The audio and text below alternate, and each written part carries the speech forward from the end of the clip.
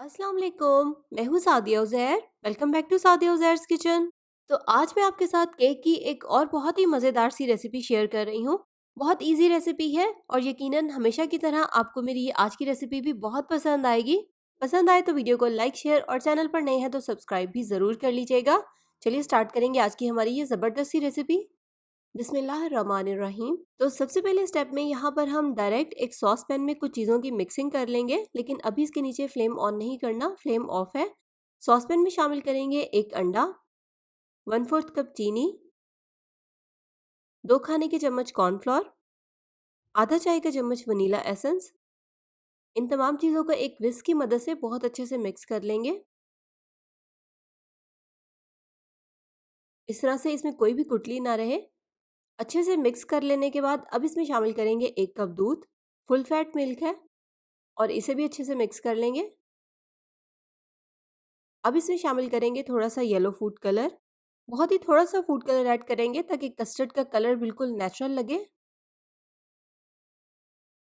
तो अच्छे से मिक्सिंग कर लेने के बाद अब इसको हम चूल्हे पर रखेंगे और इसके नीचे मीडियम लो फ्लेम ऑन करेंगे। अब हल्की आंच पर हमें इसको इतनी देर तक पकाना है जब तक कि इसका टेक्सचर बिल्कुल कस्टर्ड की तरह का थिक हो जाए, और लगातार इसमें चम्मच चलाना है ताकि ये नीचे ना लगे। तो यहाँ पर आप देखें ये पकने लग गया है और इसका टेक्सचर बिल्कुल कस्टर्ड की तरह का थिक हो गया है। तो बस अब इसको चूल्हे पर से उतार लेंगे और थोड़ी देर के लिए इसी तरह से लगातार हिलाते हुए इसको ठंडा कर लेंगे। थोड़ी देर तक ठंडा करने के बाद इसको इस तरह से किसी दूसरे बर्तन में निकाल लेंगे और ऊपर से इसको इस तरह से प्लास्टिक रैप से कवर कर देंगे, या आप किसी भी एयर टाइट ढक्कन का इस्तेमाल कर सकते हैं ताकि ठंडे होने के बाद कस्टर्ड के ऊपर जो लेयर बन जाती है वो ना बने।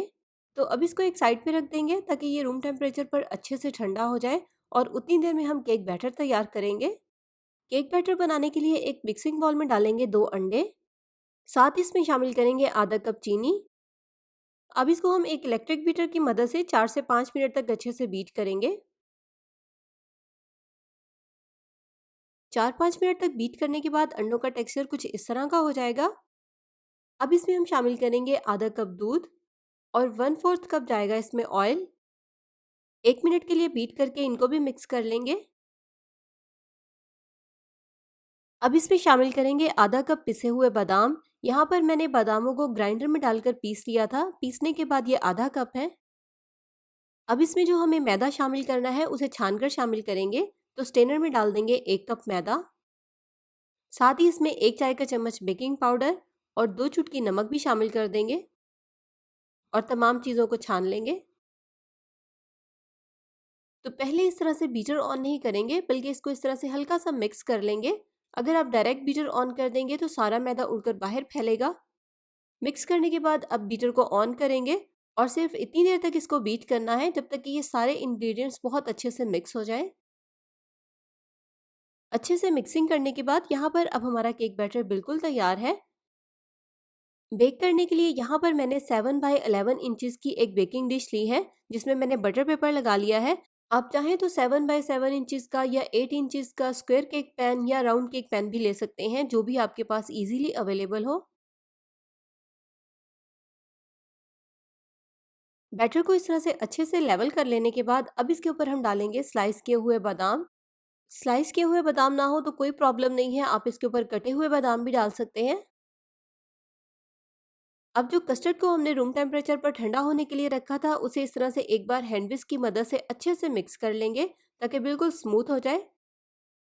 तो कस्टर्ड को अच्छे से स्मूथ कर लेने के बाद यहाँ पर मैंने इसे पाइपिंग बैग में डाल लिया है।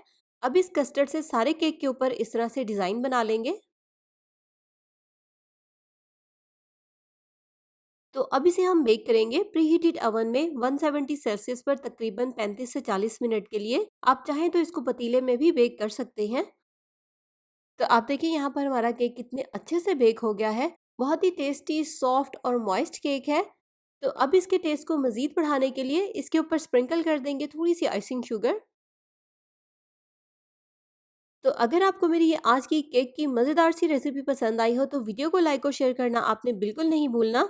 इसके अलावा अगर आपने अभी तक मेरे चैनल को सब्सक्राइब नहीं किया तो सब्सक्राइब करके बेल आइकन को प्रेस करके ऑल नोटिफिकेशन ज़रूर सिलेक्ट कर लीजिएगा ताकि मेरी नई आने वाली कोई भी रेसिपी वीडियो आपसे मिस ना हो। रेसिपी ट्राई करें तो अपना फीडबैक भी ज़रूर मेरे साथ शेयर कीजिएगा। अपना बहुत सा ख्याल रखिएगा, दुआओं में याद रखिएगा। Thank you for watching. अल्लाह हाफ़िज़।